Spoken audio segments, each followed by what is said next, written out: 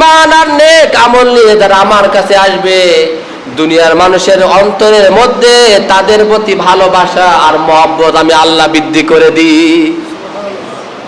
জালেম করলে, জুলুম করলে শূন্য করে দিই, আমি তাকে নিঃশেষ করে দিই, তার শিকড় সহ আমি উপরে ফেলি। আর যদি সে জুলুম না করে, যদি ঈমান আর নেক আমল অর্জন করে, তাহলে 95 এবং 96 নম্বর আয়াত, 97 সূরা মরিয়ম, আমি আল্লাহ নিজে মানুষের অন্তরে, অনেক মানুষ আছে তাদেরকে আপনারা দেখেননি, কিন্তু তার প্রতি ভালোবাসা আছে না নেই? নবীকে কি আপনারা দেখছেন? সাহাবীদের দেখছেন? তাহলে তাদের প্রতি ভালোবাসা আছে না নেই? বলছে কিয়ামত পর্যন্ত মানুষের প্রতি, মানুষের হৃদয়ের মধ্যে রহমান, দয়াদ্র সৃষ্টি করবো আমি। তোমার থাকা লাগবে না, তুমি চলে যাওয়ার পরও তোমার প্রতি মানুষের দিলের মধ্যে মহব্বত আর ভালোবাসা তৈরি করব। ফাইন্নামা ইয়াসসারনাহু বিলিসানিক লিতুবাশশিরা বিহিল মুত্তাকিন ওয়া তুনযিরা বিহি কওমান লুদ্দা।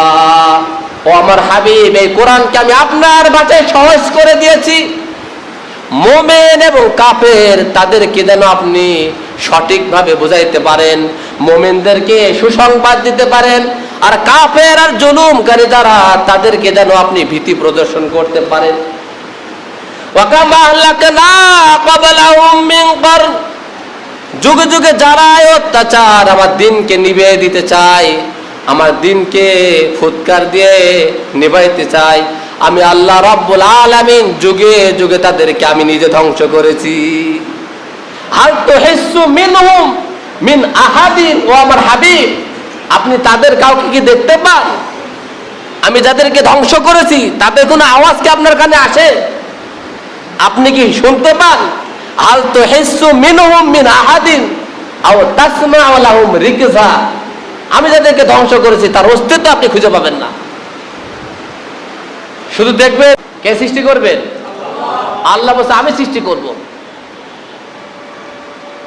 তোমার প্রতি রহম দিল তৈরি করব আমি।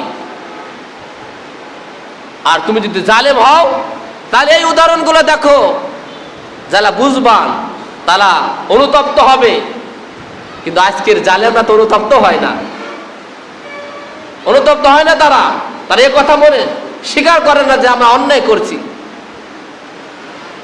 আল্লাহর হাবিবের জীবন আদর্শ যদি আপনার